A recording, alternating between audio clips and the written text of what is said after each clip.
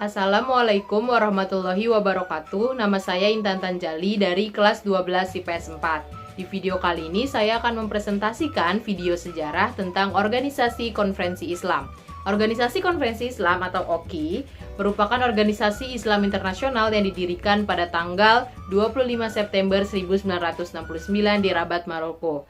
Organisasi ini diprakarsai oleh Raja Faisal dari Arab Saudi dan juga Raja Maroko yaitu Raja Hasan II.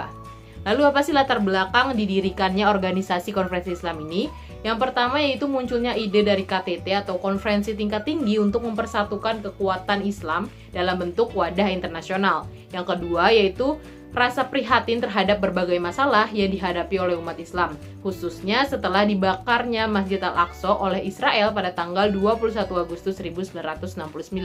Lalu tujuan dari organisasi konferensi Islam ini itu apa sih? Yang pertama yaitu untuk memperkuat atau memperkokoh solidaritas dan kerjasama di dalam bidang ekonomi, politik, sosial budaya, ilmu pengetahuan dan teknologi, serta pertahanan dan keamanan. Yang kedua yaitu melakukan aksi bersama untuk melindungi tempat suci umat Islam. Kembali lagi kepada latar belakang organisasi ini yaitu karena dibakarnya Masjid Al-Aqsa. Jadi salah satu dari tujuan didirikannya OKI ini adalah untuk melindungi tempat-tempat suci umat Islam. Selain itu juga untuk memberi dukungan serta semangat bagi rakyat Palestina untuk mendapatkan dan mempertahankan hak dan kebebasan mendiami daerahnya.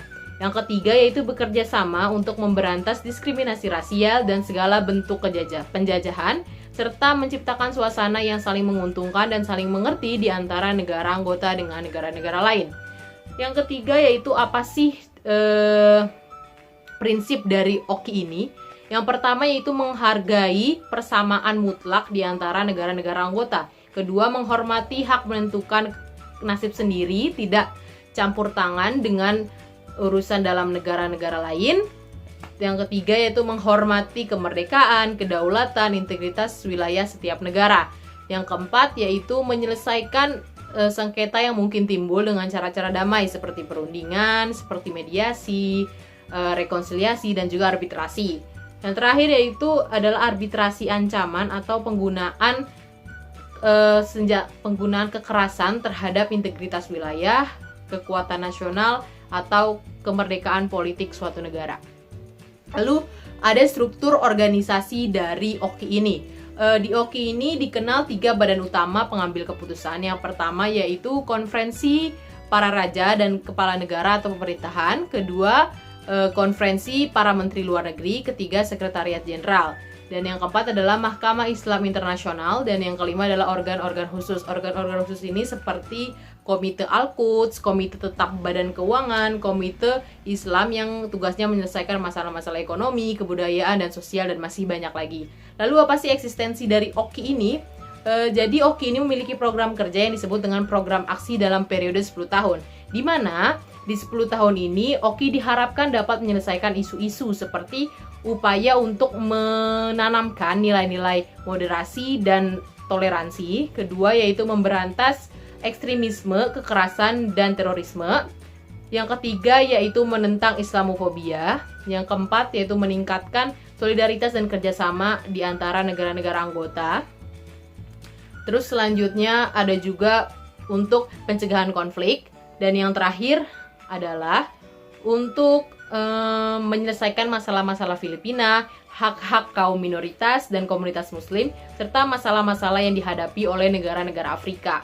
Lalu peran Indonesia untuk OKI ini apa sih? Yang pertama yaitu Indonesia memfasilitasi upaya penyelesaian antara masalah pemerintah Filipina dengan masalah Moro National Liberation Front yang mengacu pada Final Peace Agreement atau Perjanjian Damai tahun 1996 untuk memberantas ekstremisme, kekerasan, dan terorisme. Yang kedua yaitu Indonesia mendukung berdirinya negara Palestina yang merdeka dan berdaulat dengan Yerusalem sebagai ibu kotanya. Yang terakhir yaitu berkenaan dengan isu Islamofobia, pemerintah Indonesia menekankan untuk mengajak pihak Barat mengetahui proses penciptaan dialogis lintas agama dan kebudayaan yang konstruktif.